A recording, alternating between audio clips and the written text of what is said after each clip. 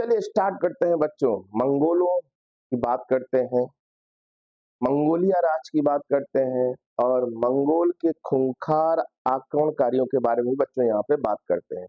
तो चलिए स्टार्ट करते हैं। बहुत ही इंपॉर्टेंट टॉपिक्स है और आप खुद ही देख सकते हैं कि टाइटल क्या दिया हुआ है। दुनिया का सबसे क्रूर और बेरहम शासक चंगेज खां, जिसका ही खानदानी आगे बाबर बोला जाता है। कुतुब निगार बेगम का नाम सुना होगा, बाबर की माता जी का नाम सुना होगा। ठीक है, फिर भी भारत को नहीं जीत पाया। रीजन क्या थे, कारण क्या थे और इतना क्रूर और बेरहम कैसे था? क्योंकि ये सब कबीलेवासी थे, कबीलेवासी थे। कहीं ना कहीं देखा जाए तो कबीले में खाना बदोश जीवन जीते थे, एक जगह से दूसरी जगह तक। और प्लस कहीं ना कहीं अगर देखा जाए तो इनके मन में जब जानवरों पे ही डिपेंड थे तो बेरहमी बहुत ज्यादा आ चुकी थी। चलिए आगे बढ़ते हैं, इनको हम थोड़ी सी डिटेल से देखते हैं और पूरा आप स्क्रीनशॉट ले सकते हैं, बहुत ही इंपॉर्टेंट। ठीक है, चलिए आगे बढ़ते हैं कुछ महत्वपूर्ण तथ्य के साथ। सामने आपको दिख रहा होगा, आप इनको अच्छे से देख सकते हैं, पढ़ सकते हैं और समझ सकते हैं। सबसे पहले हम बात करते हैं मंगोलों का आक्रमण। मंगोल कौन थे, इनका आक्रमण क्या था? तो भाई प्रथम जो मंगोल आक्रमण था, देखिए पेपर की दृष्टि से देखें तो बहुत ही इंपॉर्टेंट है।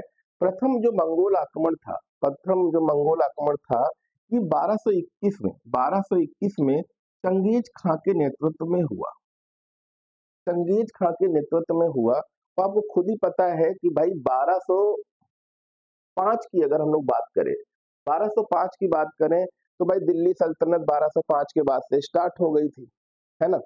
1205 1206 के आसपास से स्टार्ट हो गई थी। 1210 में कहीं ना कहीं कुतुबुद्दीन ऐबक खत्म भी हो गया था। ठीक है, तो उसके बाद का जो शासन था वो कहीं ना कहीं इल्तुतमिश ने संभाला था। तो इल्तुतमिश के शासन काल में ही चंगेज खां का युद्ध हुआ था। और इल्तुतमिश अगर नाम नहीं ध्यान आ रहा है तो मैंने बात करी थी, इल्तुतमिश की ही लड़की थी कौन, रजिया सुल्ताना। तो इन चीजों को अगर आप फैक्ट को ध्यान रखेंगे तो आप चीजों को अच्छे से समझ सकते हैं, चीजों को बहुत ही अच्छी तरह से देख सकते हैं।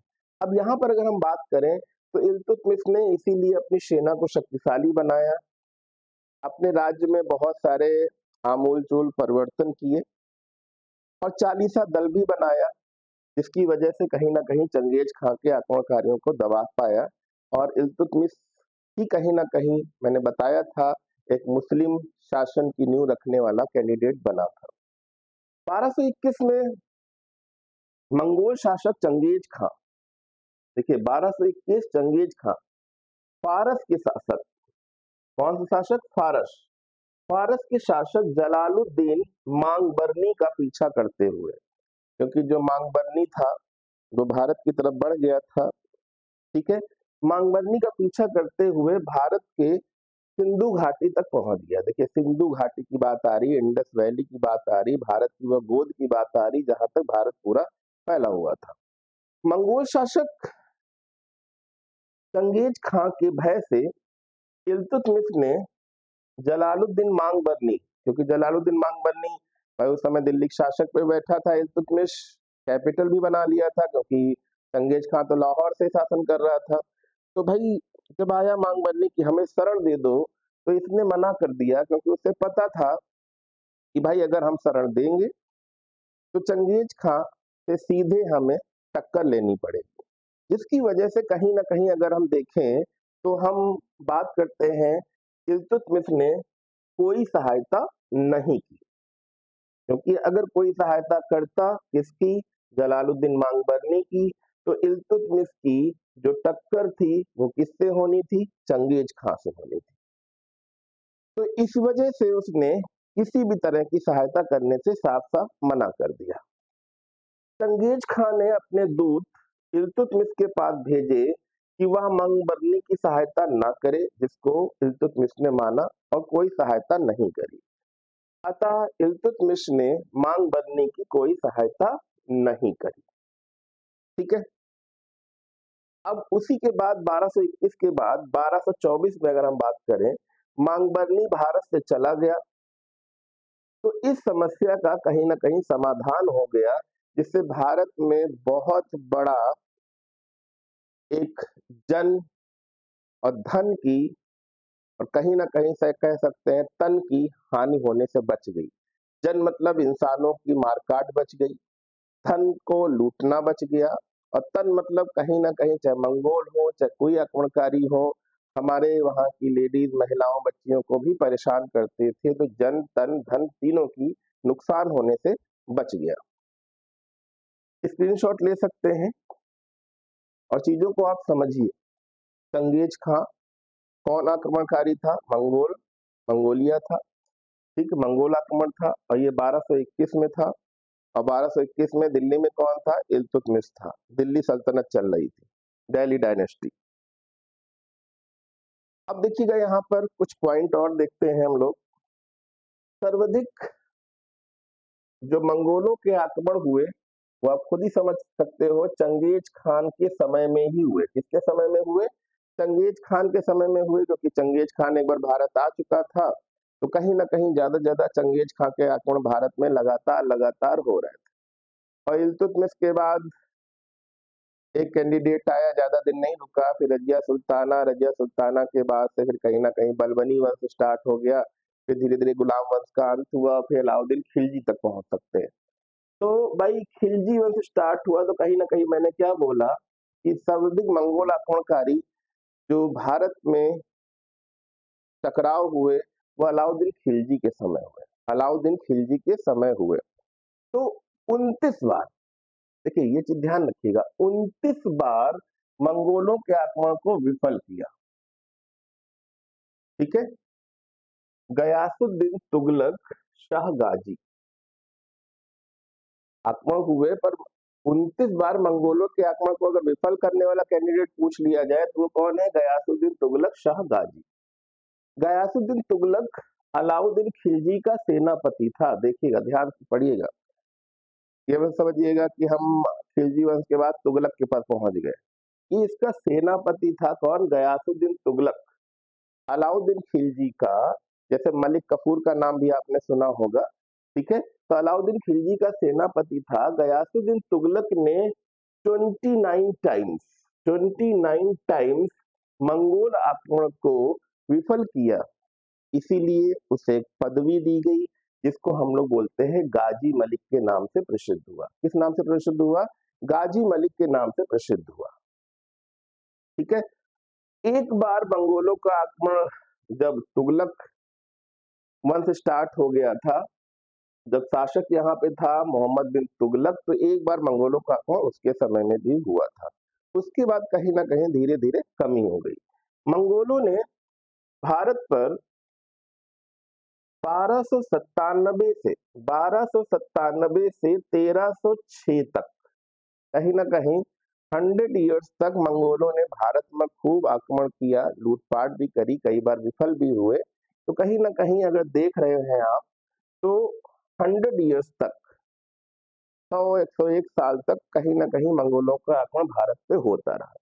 उस समय प्रसिद्ध था कि इनको कोई हरा नहीं सकता। उस समय इन्होंने 5 बार भयानक अटैक किया था। मैंने कहा ना, मंगोल बहुत ही दुर्दांत थे, बहुत ही खतरनाक थे, बेरहम थे। बेरहम क्यों कह रहे हैं कि ज्यादातर मेल टू मेल टकराव होते थे, पर ये ना फीमेल को छोड़ते थे, ना 8 साल के बच्चे को छोड़ते थे। कई बार तो ऐसा सुनने को मिला, पढ़ने को मिला कि जन्म लेने वाले बच्चे को भी नहीं छोड़ते थे। काफी बेरहम होते थे, ठीक है। आगे बढ़ते हैं, एक बार नोट डाउन कर लीजिएगा, समझ लीजिएगा, पढ़ लीजिएगा।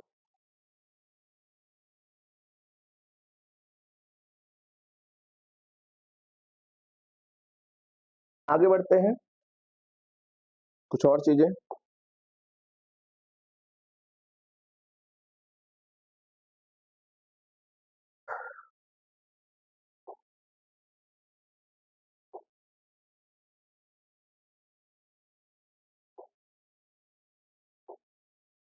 अलाउद्दीन खिलजी का जो शासन काल चल रहा था, अलाउद्दीन खिलजी के शासन काल में मंगोलों ने दिल्ली पर 2 बार आक्रमण किया। अगर पूछा जाए अलाउद्दीन खिलजी के समय में मंगोलों का जो आक्रमण दिल्ली पे हुआ, कितनी बार हुआ? 1 बार, 2 बार, 3 बार, तो 2 बार हुआ। पहला 1299 में हुआ, खिलजी वंश स्टार्ट हो चुका था, 1299 में हुआ, और दूसरा 302 से 303 के आसपास हुआ।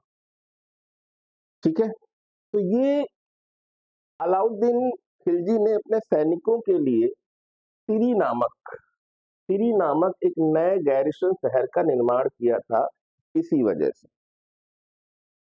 से आक्रमण किया बनवाया था। मंगोल गिरोह को एक अपराजित लड़ाकू बल के रूप में एक भयानक प्रतिष्ठा प्राप्त थी, कि मतलब कहीं ना कहीं उस समय एक पूरे राज्य में, पूरे देश में एक फितूर बैठा रखा गया था कि इनको कोई हरा ही नहीं सकता, ये अपराजित है। क्योंकि इनका अटैक भी इतना खतरनाक होता था कि सामने कोई भी धाराशाही हो जाए। ठीक है, उन्होंने चीन पर भी विजय प्राप्त की, पूर्वी यूरोप में भी काफी आतंक मचाया, बगदाद जो इतना धनी एरा था उसको भी लूटा, और मिस्र में मामलूकों से मुकाबला करने की कोशिश करी। मिस्र, जिसको हम लोग इजिप्ट भी बोलते हैं, और इसकी कैपिटल काहिरा है। इस समय पृथ्वी का कुछ जो क्षेत्रफल था, 22% हिस्सा, इस समय पृथ्वी का, पूरी पृथ्वी की बात कर रहे हैं, पृथ्वी के एक भू क्षेत्रफल का 22% हिस्सा इनके कब्जे में था।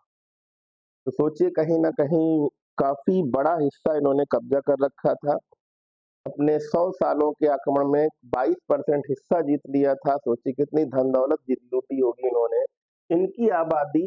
इसकी आबादी 100 करोड़ थी। मतलब कहीं ना कहीं मंगोलों की जो आबादी थी वो भी 100 करोड़ के आसपास आबादी थी। मंगोल शासक पहले बौद्ध थे। ठीक है, कहते हैं ना, हमारे वहां भी बहुत सारे लोगों ने, अशोक ने, कई सारे लोगों ने बौद्ध धर्म धारण कर लिया। ठीक है, जिसकी वजह से भारत में कई बार चीजें खराब स्तर से गुजरी हैं। तो इसीलिए कहते हैं ना, देखिए पहले बौद्ध थे, पर जब बौद्ध धर्म हटाया, लेकिन बाद में धीरे धीरे तुर्कों के संपर्क में आए और इस्लाम को अपना लिया। सबसे खतरनाक हो गए, दुर्दांत हो गए। ठीक है, चलिए आगे बढ़ते हैं। ठीक है, अब छोटा सा पार्ट इनका भी देख लेते हैं। जैसे मैंने कहा था, इल्तुतमिश के समय में चालीसा दल या चहलगानी, आपने नाम सुना होगा। कोई ज्यादा कठिन चीज नहीं है, तो परेशान होने की जरूरत नहीं है यहाँ पर। ठीक है, अब यहाँ पे आते हैं हम लोग चालीसा दल, जिसको हम लोग चहलगानी दल भी बोलते थे। ये छोटे छोटे फैक्ट हैं जो दिल्ली सल्तनत से संबंधित है। ठीक है, तो चालीसा दल या चहलगानी क्या होता था? देखिए, 40 गुलामों का, 40 गुलाम या 40 जो राज्य के सबसे अमीर थे, भाई अमीर थे, गुलाम भी थे, तो शक्ति भी थी। इनका जो एक दल था उसको बनाया गया, जिसको बोला गया चालीसा दल। क्या बनाया गया? चालीसा दल। और ये किसके समय में बना था या किसने बनवाया था? तो इल्तुतमिश, कुतुबुद्दीन ऐबक के बाद जो शासक बना था इल्तुतमिश, उसकी बात कर रहे हैं। कुतुबुद्दीन ऐबक के बाद, 1210 के बाद, 1210 के बाद, रिपीट कर लीजिएगा। इसमें इल्तुतमिश के गुलाम थे नसीरुद्दीन महमूद, गयासुद्दीन बलबन। ठीक है, नसीरुद्दीन महमूद, गयासुद्दीन बलबन। ठीक है, अब चालीसा दल का जो दमन किया था, मतलब इसको खत्म किसने किया था? तो इसको खत्म करने वाला आप खुद ही देख रहे हो, जो इनका दूसरा कैंडिडेट था बलबन, उसने ही खत्म किया था। उसने ही खत्म कर दिया था, इस चालीसा दल को खत्म ही कर दिया था। अब नहरों की बात कर लें कि सिंचाई के साधन इनके समय में कैसे रहे, दिल्ली सल्तनत के समय में कैसी रही। तो सिंचाई के लिए नहरों का निर्माण करने वाला प्रथम जो सुल्तान बना वो था गयासुद्दीन तुगलक शाहगाजी। गयासुद्दीन तुगलक शाहगाजी क्यों पदवी दी गई, मैंने अभी आपको बताया था। दिल्ली का वह सुल्तान जो भारत में नहरों के बड़े जाल का निर्माण करने के लिए प्रसिद्ध है, वो दूसरा है फिरोज शाह तुगलक। तो दोनों ही तुगलक वंश के हैं। दोनों ने ही कहीं ना कहीं नहरों के लिए काफी अच्छा काम किया। और नहरें क्यों बनवाई जाती हैं, आप खुद ही समझते हैं। उस समय कोई मोटर पंप तो था नहीं, बिजली थी नहीं, कुछ ऐसा था नहीं। तो सिंचाई के लिए कहीं ना कहीं लोग सब ऊपर वाले पर निर्भर थे, तो इसीलिए नहरों का निर्माण कराया गया। अब आगे देखते हैं त्योहार, जो उस समय फेस्टिवल थे। जो त्योहार थे उस समय फेस्टिवल थे वो कौन कौन से थे। दिल्ली सल्तनत की बात कर रहे हैं बच्चों, ध्यान दीजिएगा।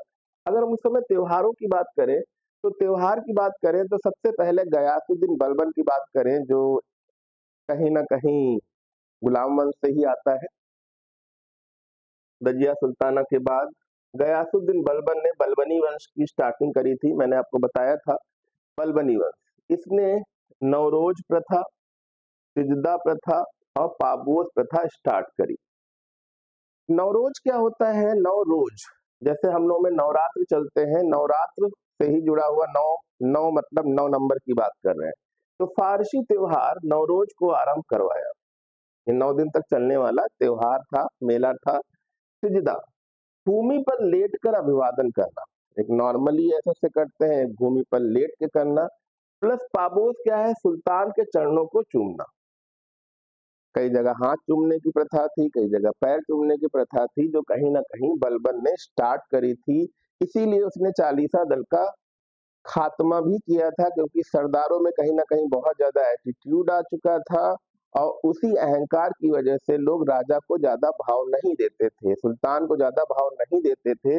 इसलिए इसने ये 2 प्रथाएं चलाई, जिससे कहीं ना कहीं राजाओं के सामने, सुल्तान के सामने झुकने की आदत पड़े।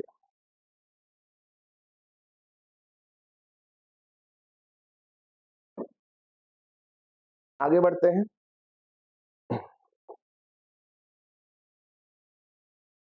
बहुत ही अच्छे फैक्ट हैं, इनको ध्यान दीजिएगा, समझिएगा।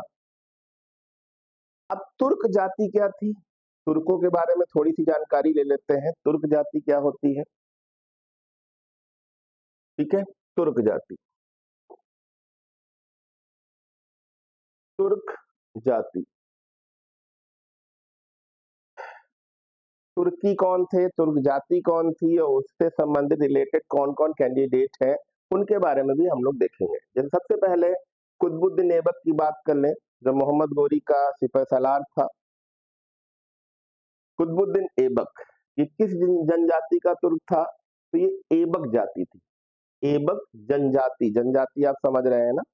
ठीक है, क्योंकि मैंने बोला सभी सारे के सारे गुलाम थे और कहीं ना कहीं किसी आक्रमणकारी या कहीं कहीं ना कहीं से खरीदे गए होते। इल्तुतमिश ये भी एक गुलाम था और ये भी एक गुलाम था। इल्तुतमिश इलबरी वंश का था और गयासुद्दीन बलबर भी इलबरी वंश का था। पर तीनों ही क्या थे? तुर्क थे, तुर्क। नोट कर सकते हैं, नोट कर लीजिएगा।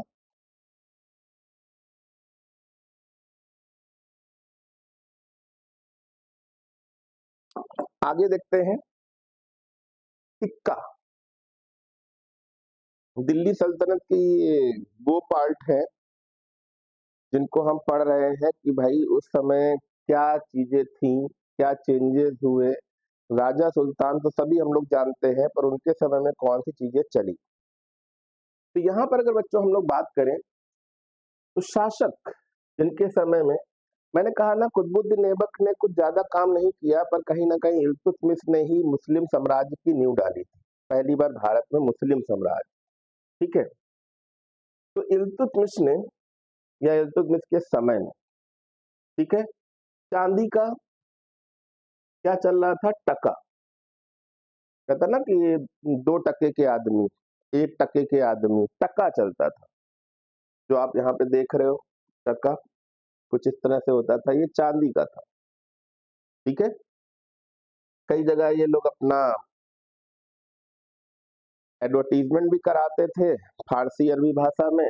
दूसरे कई जगह भगवानों के चित्र भी दिख जाते हैं, सुल्तानों के चित्र भी दिख जाते हैं। अब तांबे का जो था वो क्या था? जीतल था। ये तांबे का होता था। ठीक है, वैल्यू आप खुद ही समझ सकते हैं टका और जीतल की क्या रहती होगी, किसकी ज्यादा रहती होगी। अब यहाँ पे देखिए, प्रथम जो तुर्क सुल्तान था जिसने शुद्ध अरबी सिक्के, देखिए यहाँ पे लिखा है शुद्ध अरबी सिक्के चलवाए, उसका नाम क्या था? तो ध्यान रखिएगा, इल्तुतमिश। क्या नाम था? इल्तुतमिश, इल्तुतमिश नाम था।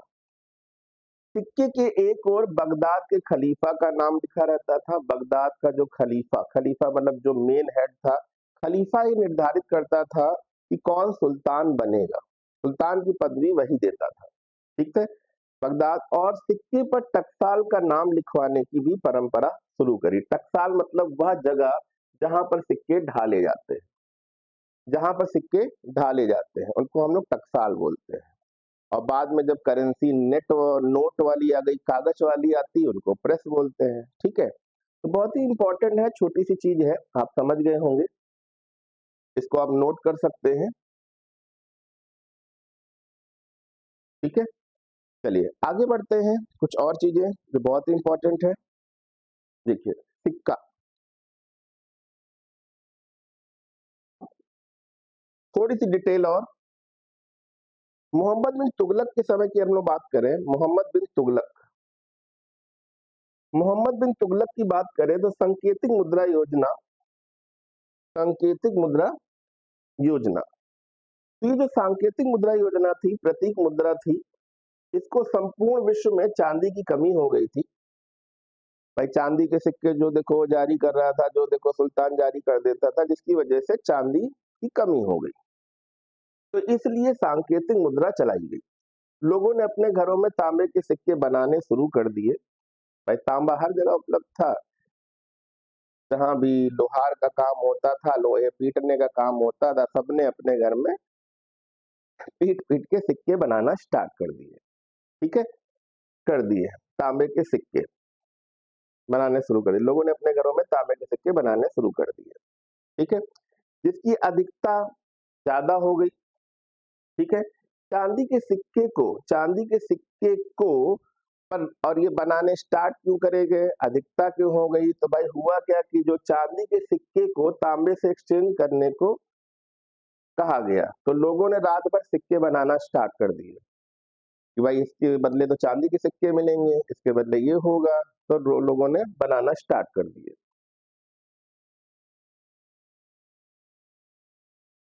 आगे देखिएगा, नीति व्यवस्था क्या थी, किसके समय में कैसे शासनकाल चल रहा था, इसको भी यहाँ पर हम लोग देखेंगे।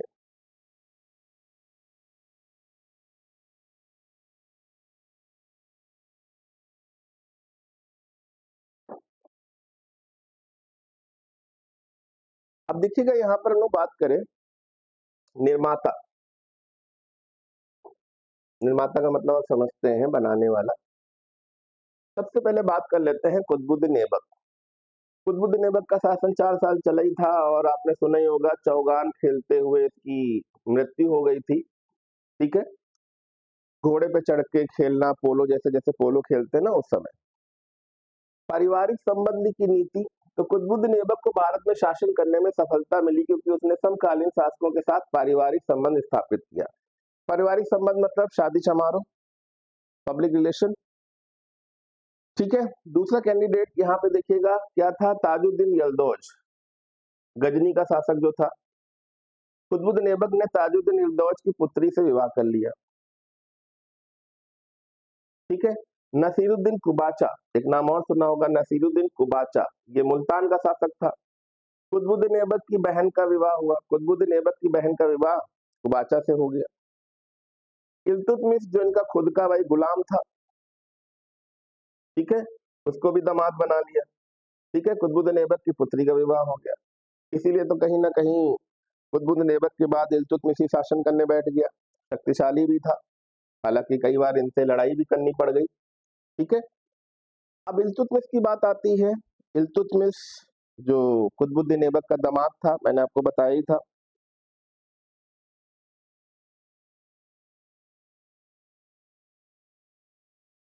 इसने क्या करी, जमींदारी प्रथा भी स्टार्ट कर दी इस्लाम के हिसाब से, जो इस्लाम कहता है, इस्लाम के हिसाब से शासन प्रणाली स्टार्ट कर दी। और मैंने आपको बताया था चालीसा दल मतलब चहलगानी, ये स्टार्ट कर दिया। और चालीसा दल क्या होता है आपको बताया ही था मैंने, कि 40 है तो गुलाम, पर ये क्या हुए थे, समय के साथ काफी अमीर हो गए थे, जिसकी वजह से इनका एक दल बनाया गया था। और मंगोलों का आक्रमण भी काफी ज्यादा बढ़ रहा था, जिसकी वजह से एक शक्तिशाली सेना का निर्माण करने के लिए भी ये दल बनाए गए, अपनी पावर को दिखाने के लिए भी ये दल बनाए गए। अब आगे देखते हैं। इल्तुतमिश के समय में हम लोगों ने बात करी ली थी चालीसा दल। अब उसके बाद देखते हैं इल्तुतमिश के समय में ये सारी चीजें हुई, पर गयासुद्दीन बलबन जो था, जिसने जो ये चालीसा दल था इसको खत्म कर दिया। इसके समय में चीजें थोड़ी खतरनाक हो चुकी थी, क्योंकि जब चालीसा दल खत्म हुआ तो कई सारे सरदारों ने अहंकार की वजह से कुछ खतरनाक कदम उठाए, जिसकी वजह से इसको भी क्या हुआ, लौह व रक्त की नीति अपनानी पड़ी। बलबन ने अपने विरोधियों को, देखिए यहाँ पे क्या हुआ, जो विरोधी थे, विरोधियों की समाप्ति के लिए लौह व रक्त की नीति स्टार्ट करी, मतलब खून का बदला खून, टिट फॉर टैट, मतलब जैसे तैसा स्टार्ट किया, खून का बदला खून, अगर कुछ आपने कुछ किया है तो बदला पूरा उसी तरह से लिया जाएगा।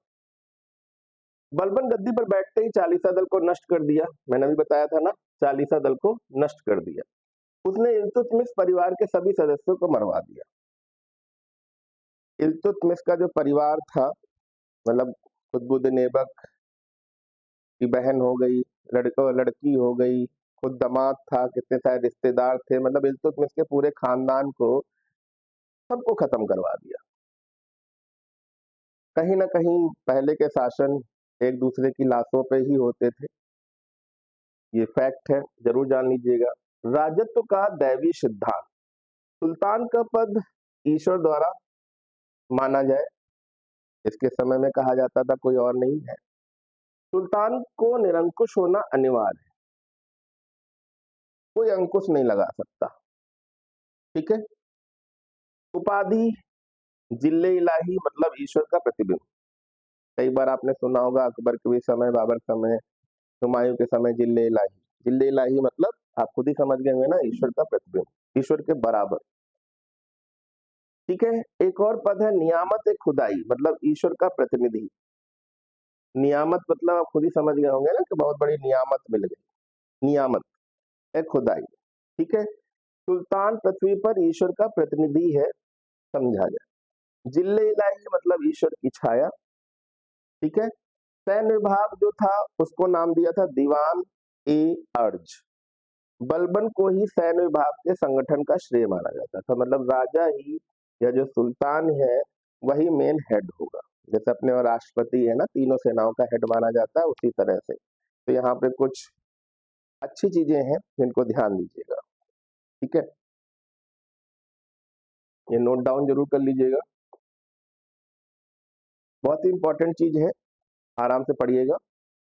अब हम लोग बात करते हैं, अभी हम लोग बात किसकी कर रहे हैं, बलबन की ही बात कर रहे हैं, ध्यान दीजिएगा, कुछ अलग नहीं है, तो बलबन की ही बात हो रही है, ठीक है। अब बलबन ने क्या किया भाई, एक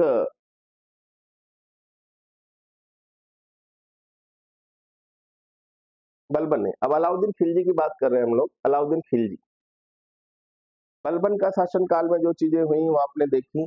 अब अलाउद्दीन खिलजी की बात करते हैं। अलाउद्दीन खिलजी, इसने भी क्या किया, एक नया धर्म, नया धर्म आप खुद ही समझ सकते हैं ना। अलाउद्दीन खिलजी नया धर्म चलाना चाहता था, लेकिन उलेमा लोगों ने विरोध कर दिया। जो उलेमा होते हैं, जैसे हम लोग में पुरोहित होते हैं, उन लोग में उलेमा होते हैं, विरोध किया। खालिशा भूमि, खालिसा भूमि, ठीक है। अलाउद्दीन खिलजी ने शक्तिशाली व निरंकुश राज्य की स्थापना करने के लिए उसने उन सभी लोगों से जमीन छीन ली और उन्हें राज्य द्वारा प्राप्त हुई थी, जो उन्हें राज्य द्वारा प्राप्त हुई थी, ठीक है। जो राज्य के द्वारा लोगों को दान दी गई, सब कुछ दिया गया, वो सारी राज्य ने वापस ले ली।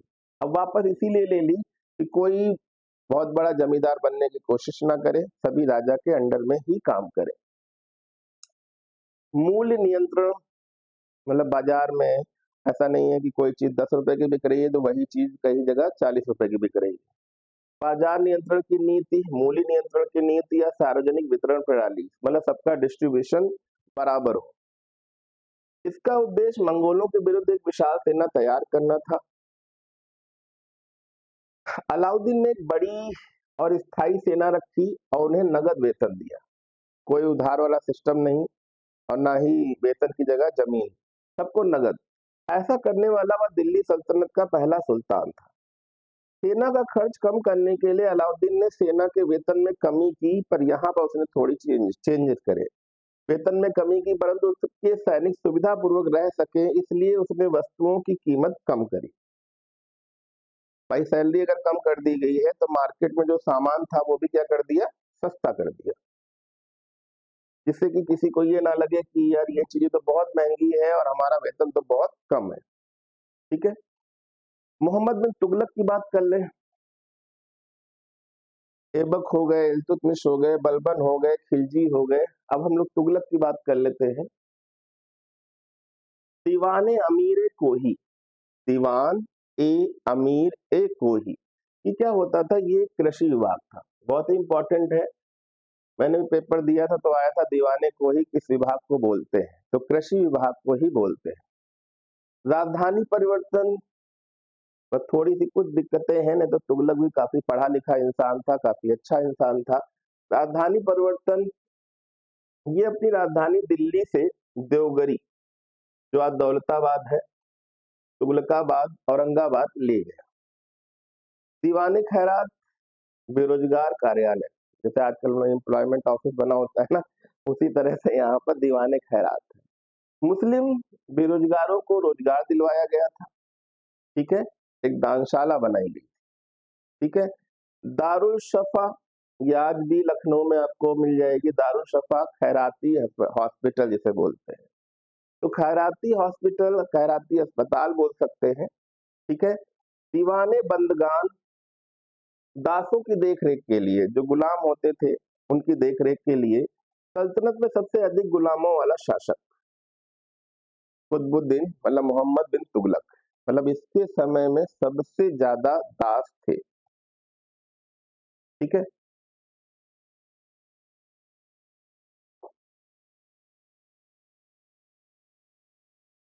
इंपॉर्टेंट है, ध्यान दीजिएगा, अच्छा है, बढ़िया है।